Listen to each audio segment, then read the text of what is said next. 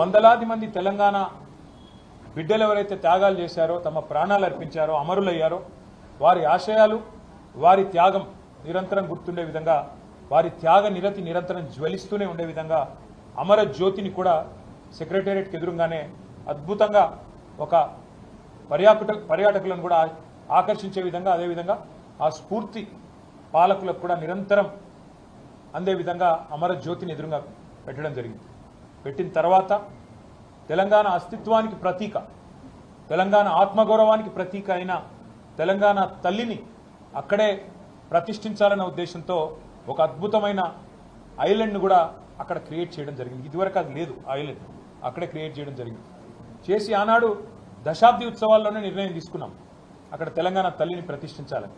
కానీ ఈరోజు కాంగ్రెస్ పార్టీ ఎంత కుసంస్కార పార్టీ అంటే, ఆ ముఖ్యమంత్రి జై తెలంగాణ అన్నాడు, అంబేద్కర్ విగ్రహానికి దండయ్యాడు, 125 ఫీట్ల ఎత్తుల్లో ఉండే అంబేద్కర్ విగ్రహాన్ని కనీసం స్వతంత్ర దినోత్సవం నాడు కానీ, 14 ఏప్రిల్ నాడు ఆయన జయంతి నాడు కానీ కనీసం అక్కడ లైటింగ్ ఏర్పాటు చేయరు, కనీసం పరిశుభ్రత కూడా పాటించరు. అమరజ్యోతి ఇంతవరకు కనీసం పర్యాటకుల కోసం ఓపెన్ కాలేదు.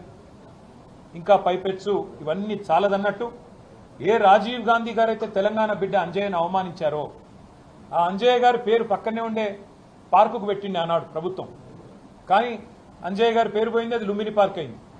ఇప్పుడు ఏ అంజయ్య గారిని అయితే అవమానించిన వ్యక్తి ఉన్నారో ఆయన విగ్రహాన్ని తెచ్చి మా నెత్తిన రుద్దడం అంటే ఇది ఎంతవరకు న్యాయం అని చెప్పి వాళ్ళు నేను మా పార్టీ తరఫున అడుగుతా ఉన్నాను.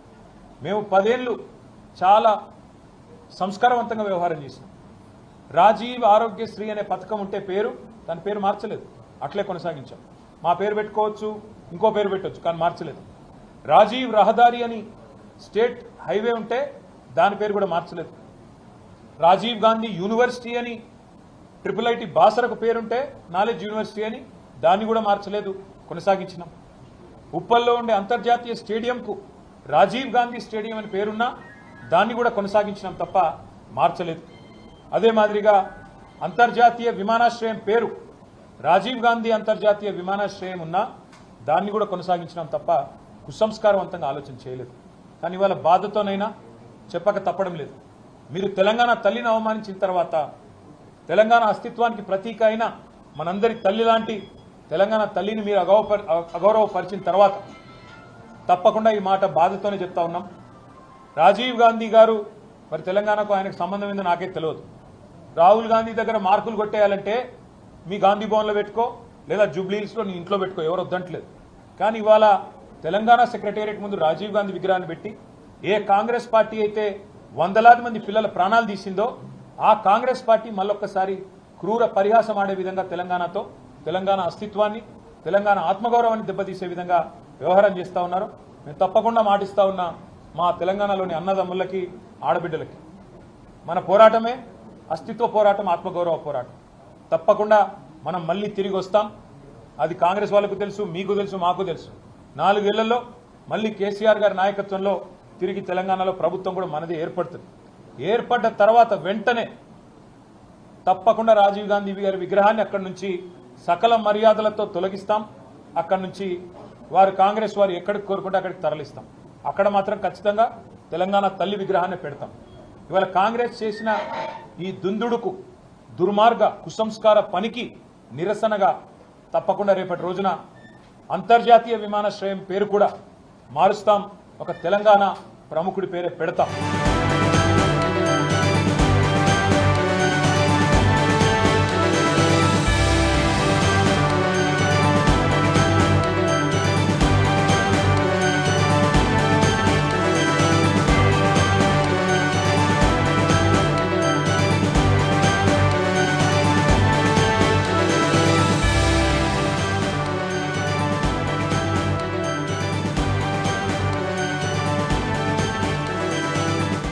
గొప్ప స్ఫూర్తి ప్రదాత అయిన తెలంగాణ రాష్ట్రాన్ని ఇచ్చిన శ్రీమతి సోనియా గాంధీ గారికి భర్త, శ్రీమతి ఇందిరాగాంధీ గారికి పుత్రుడు, పండిత్ జవహర్లాల్ నెహ్రూ గారి మనమడు, ఈ దేశ ప్రధానమంత్రి రాజీవ్ గాంధీ గారి విగ్రహాన్ని సచివాలయం ముందు పెడితే కొంతమంది సన్నాసుల విగ్రహాన్ని తొలగిస్తామని ఈరోజు మాట్లాడుతున్నారు.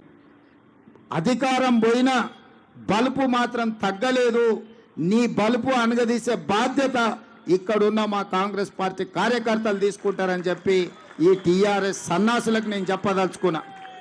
ఆ సన్నాసి దుఃఖం బాధ ఏందని నేను కనుక్కుంటే అక్కడ వాళ్ళ అయ్య విగ్రహం పెడదాం అనుకున్నాడట. వాళ్ళ అయ్య పోయేదెప్పుడు, వీడు పెట్టేదెప్పుడు అక్కడ విగ్రహము?